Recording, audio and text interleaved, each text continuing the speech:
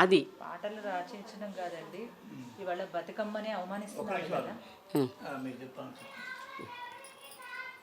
ఇవాళ బతుకమ్మని అవమానించే వ్యక్తుల్ని వెంటేసుకొని వాళ్ళనే ఇచ్చేసుకొని మేము తెలంగాణ రాజ్యాన్ని ఏలాలి అని చూస్తున్నారు కదా, అది తప్పు కాదా?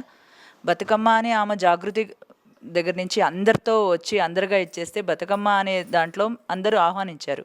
కానీ ఆవిడ ఏం చేసింది? ఇప్పుడు వాళ్ళ అయ్యా ఏం చేస్తున్నారు? ఇప్పుడు మేమనేది ముస్లింకి వ్యతిరేకం కాదు, కానీ బతుకమ్మకు వ్యతిరేకంగా బతుకమ్మని మీరు ఒక పువ్వుని పెట్టుకొని చుట్టూ బతుకమ్మ బతుకమ్మ అని చెప్పి బతుకమ్మని హేళన చేస్తూ ఇవాళ తెలుగు అంటే ఈ తెలంగాణ ఆడపడుచులు చేసుకునే బతుకమ్మలో గౌరమ్మని పూజిస్తారు. గౌరమ్మని అవమానించిన తర్వాత ఆ అవమానించిన వ్యక్తుల్ని కనీసం ఒక మాట కూడా అనకుండా ఇవాళ హిందూ ధర్మంలో ఎక్కడ ఏం జరిగినా కూడా వాళ్ళని తీసుకొచ్చి అరెస్ట్ చేస్తారు. కానీ అదే వాళ్ళు హిందూ దేవుళ్ళని కానీ తిడితే, నిన్న మొన్న నరేష్ కానీ వీళ్ళంతా బైరి నరేష్ వీళ్ళంతా హిందూ దేవుళ్ళని కానీ ఇంత అవమానకరంగా హిందూ దేవుళ్ళని మేము ఏమంటున్నానంటే పురాణ పురుషులు అంటున్నాం. వాళ్ళని భగవంతుడి కింద చూడట్లా, పురాణ పురుషుడు అంటే రాముడు మన తాతలకి తాత అని మనం పూజిస్తున్నాం, అంతేగాని దేవుడి కింద కాదు కదా. మరి అలాంటి పురాణ పురుషుడిని నువ్వు ఇవాళ భూమి మీద ఉన్నావంటే అలాంటి పురాణ పురుషుడు అంశాల నుంచి వచ్చారు. అవునండి, ఇవాళ ఇప్పుడు ఇవాళకి మనకి ఎంతోమంది ముఖ్యమంత్రులుగా మనకి రాష్ట్రానికి కానీ ఉమ్మడిగా ఉన్నప్పుడు కానీ తెలంగాణలో వచ్చిన తర్వాత ఈయనే మొదట. కానీ తెలంగాణ మొదట వచ్చిన తర్వాత భద్రాద్రి రామన్నకి నువ్వు తలంబ్రాలు అంటే రాష్ట్ర ప్రభుత్వం అధికారికంగా ఇవ్వాల్సిన తలంబ్రాలు కానీ పట్టు వస్త్రాలు కానీ ఎవరిస్తున్నారు? నువ్వు నేను ఇక్కడ హోమాలు చేస్తున్నాను, నేను కూడా హిందువునే అని చెప్పి మాట్లాడిన వ్యక్తి ఇవాళ భద్రాద్రి రామన్నకి ఎందుకు ఇవ్వట్లేదు? యాదాద్రిలో ఇంత పెద్దగా అభివృద్ధి చేశానన్నప్పుడు మరి అక్కడ ఆ బతుకు తెరువులు చేసుకున్న ఆటో వాళ్ళు కానీ షాపుల వాళ్ళకి కానీ ఎందుకు పొట్ట కొడుతున్నావు? ఇవన్నీ మీకు తెలియట్లేదా? అంటే ఒక యాదాద్రి రామన్నని లక్ష్మీనరసింహస్వామి గుడిని పెద్దగా చేశామనే తప్పితే ఇక్కడ కూడా రాజకీయంగానే లబ్ధి పొందాలి. ఎందుకంటే కేటీఆర్ గారు ఏమంటున్నారు? మేము అక్కడ దాన్ని ఎంత పెద్దగా చేశామో దాని నుంచి కూడా రాబడి ఉంది అని అంటున్నారు. ఏం రాబడి? అంటే దేవాలయాలు కట్టుకుంటే రాబడి కోసమా? దీన్ని ఇలాంటి వాటిని చిన్న చిన్న విషయాల్ని క్లుప్తంగా క్షుణ్ణంగా ప్రజలకు తెలియబరుస్తున్నారు కనుక మల్లన్న వారి మీద దాడి చేస్తున్నారు. ఇవాళ కూడా కవితమ్మ ఇవాళ తెలంగాణలోని అన్ని కోణాలని పక్కదారిని పట్టించడానికి అవి వివరంగా చెప్తున్నారు కనుకనే మల్లన్నని అరెస్ట్ చేయడం జరిగింది. ఇదేమి మల్లన్నని ఇవాళ కాకపోతే రేపైనా చేయొచ్చు, కానీ ఇవాళ మల్లన్నని ఎందుకు చేశారంటే రేపు మాపు ఈడి ఖచ్చితంగా అది తప్పు చేసింది కనుక కవితమ్మ మీద కేసు పడితే తీరుతుంది. అలా మేము డిమాండ్ చేసేది, నేను భారతీయ జనతా పార్టీ మేడ్చల్ జిల్లా మహిళా అధ్యక్షురాలనండి. నా పేరు విజయలక్ష్మి. మేము డిమాండ్ చేసేది మల్లన్న గారు ప్రజలకి క్షుణ్ణంగా విపులంగా చెప్పగలుగుతున్న వ్యక్తి. అది ఏ రాజకీయ పార్టీ అయినా ప్రజలకు చెప్పడం ఒక ఎత్తు, ఏ పార్టీకి అతీతంగా ఉన్న వ్యక్తి వాళ్ళకి క్షుణ్ణంగా చెప్పడము. ఇవాళ ఒక టీఎస్పీఎస్సీ పేపర్ గురించి కానీ దేవాలయాల గురించి కానీ ఇవాళ రోడ్డు మీద కుక్కల దాడులు జరుగుతున్నా కానీ మహిళల దాడుల గురించి మహిళా రిజర్వేషన్ చెప్పి తీసుకుపోయి ఢిల్లీలో పెట్టిన కవితమ్మ ఇవాళ ఇక్కడ మహిళల మీద ఎన్ని అత్యాచారాలు. ఇవాళ ప్రీతి ఇక్కడ బోడుపల్లిలోనే ఉంది, 3 ఏళ్ల పాప దమ్మాయిగూడలోనే ఉంది, చనిపోయింది, చంటి పాప.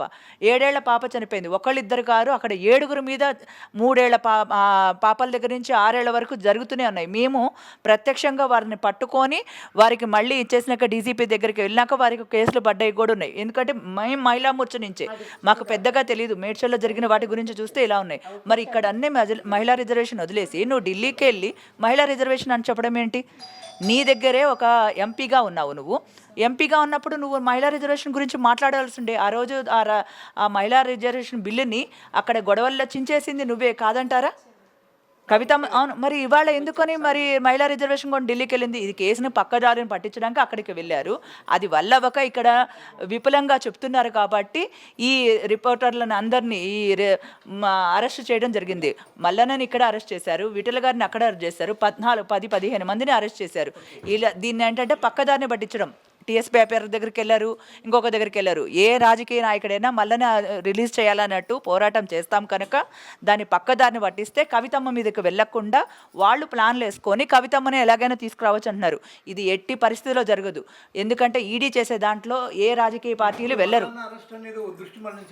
దృష్టి మళ్ళిస్తున్నాం అనుకుంటారు, కానీ అది పొరపాటు. ఎందుకంటే ఎవరు ఈడీ దగ్గరికి ఏ రాజకీయ నాయకుడు వెళ్ళలేదు. ఇక్కడ బండి సంజయ్ గారు కానీ ఎవరు కానీ ఇక్కడ లోకల్లో జరిగే వాటి మీదే మేము పోరాటం చేస్తున్నాం, కానీ ఈడీ చేసే దాంట్లో భారతీయ జనతా పార్టీకి ఎంత మాత్రము లేదు, సంబంధం లేదు.